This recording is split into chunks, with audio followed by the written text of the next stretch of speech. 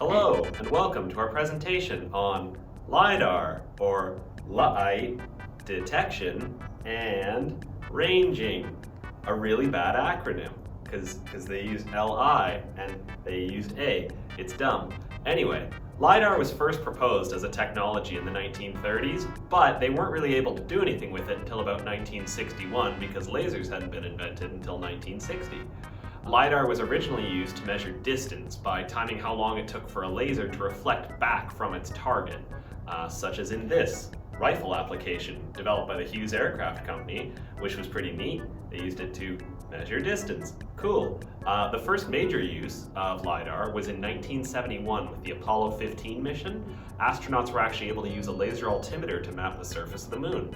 Pretty neat. It used to be a specialized piece of hardware, but has become much more a commonplace in the world of modern tech, from phones to video, gaming consoles. LiDAR is mainly used to simulate spaces by projecting dots and mapping out an area. This can enable things like placing digital furniture in a space and viewing it through the camera, which is pretty handy for interior or exterior home design. It can also allow for self-driving cars to navigate through a city and recognize obstacles. One fun thing with LiDAR, there is no consistency on the capitalization of it, so you're going to probably see it in a lot of different forms online.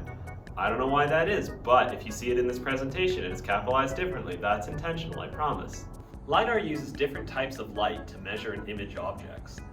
Different emitters and altitudes generate different levels of detail. Generally, the smaller the emitter and closer to the target, the more accurate the information will be, but it will take longer to create that information. Whereas with a larger sensor, you can get a lot more information quickly, but it's a lot less accurate. It can be used for specialized pieces of hardware, but again, it's becoming a lot more commonplace.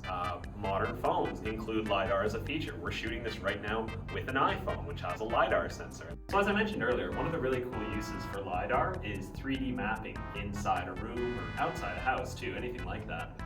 There's actually a free app you can get for your phone called Polycam that allows you to do that, and right now we're using it, so it'll let you see this room as a wireframe view. And what's really neat about that is it lets us, create a 3D map, and we can create a 3D map of this room. We can even create a 3D map of me within this room.